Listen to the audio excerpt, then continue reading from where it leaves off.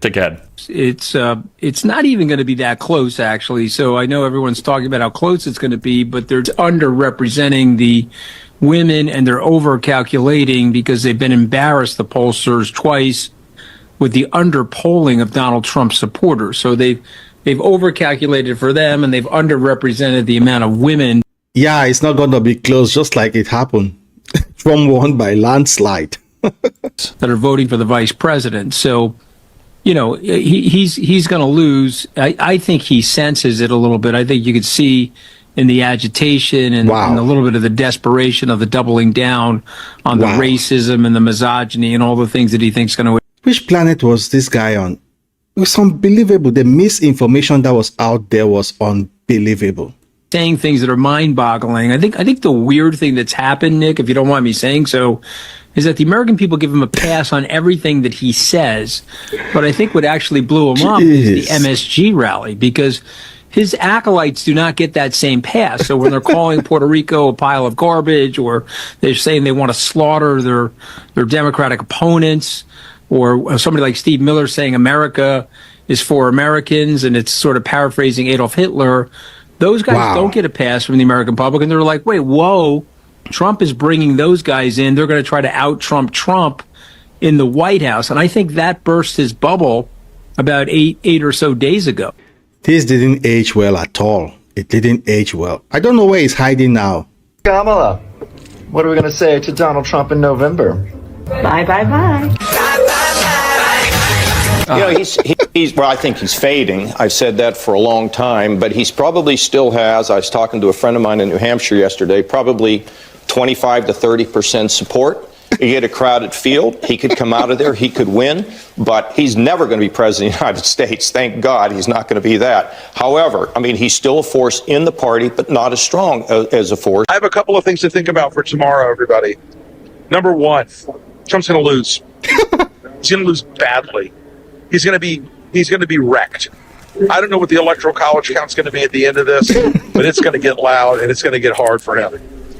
Their panic is extraordinary. Their events in Georgia and North Carolina are basically about as well attended as a Pokemon card trading convention in Ass Crack, Alabama. From a reliable source inside the Trump campaign, that Chris LaCivita was thrown off the Trump travel plane by Corey Lewandowski yesterday. He's denying it to reporters, but it's true.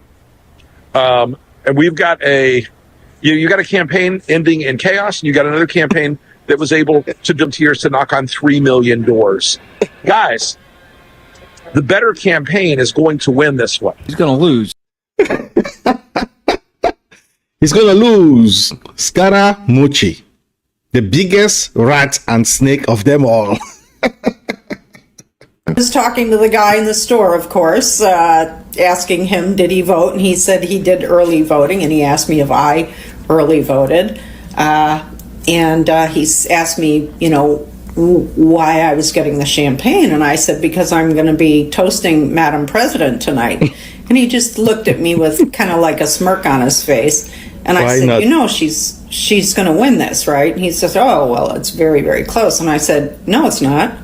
He says, well, what do you mean? I said, no, it's not. The women of America are making reproductive rights is what it all comes down to. And the women are voting in numbers relative to men that are unbelievable. She's won this. And I said to him, she's going to take every one of the swing states plus Iowa. And he said, oh, but the numbers are so close. I said, I'm a political analyst. I'm telling you right now, the numbers are there. She's taking this election. And then I said to him, you realize, and he didn't tell me who he voted for, but of course I knew. And I said, you do realize you wasted your vote, right? And I didn't care. This lady is sweet. With my bottle of champagne and happily walked home. Bye-bye. Oh, God. So, as you know, Kamala Harris did not win the election.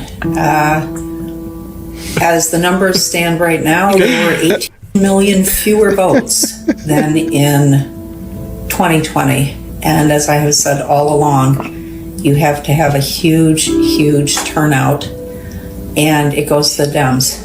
And we didn't have it. No.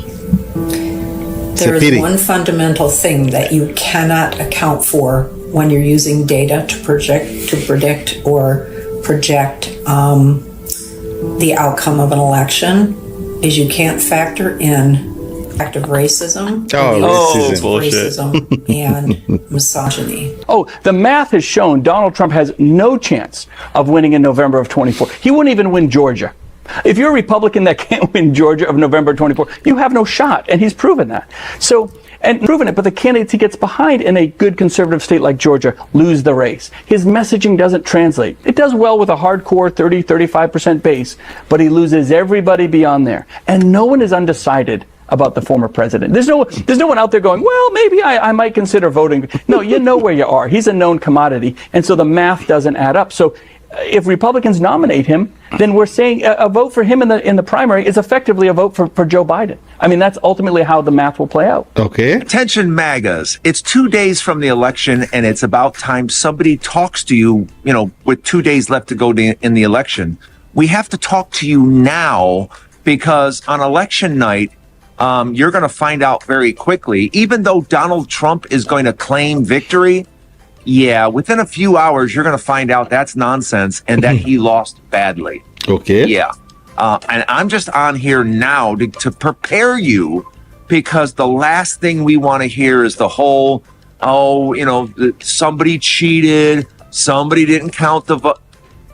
He's going to lose by millions and millions and millions of votes. And you want to know why? Because people have just had enough. All right, here it is, everybody. My final map. No more light colors and mixed colors. It's only red or blue. Check it out. Now, I did change Florida blue. I was verging on having it as a lean. But you know what? Where's Ron DeSantis? How come he's not stumping for Trump? Because he knows. The rest is self-explanatory. But I have to say, I'm not shy about putting 349 electoral votes in the lap of Harris. Okay. She's going to get those. She might get more. There may be more shocking things happening here, because I have a weird feeling about Texas. I don't know. San Antonio people are saying they're voting for Harris. So for now, this is my final map. It's right there, and I'm not changing it. Great. Harris it's going to be a blowout.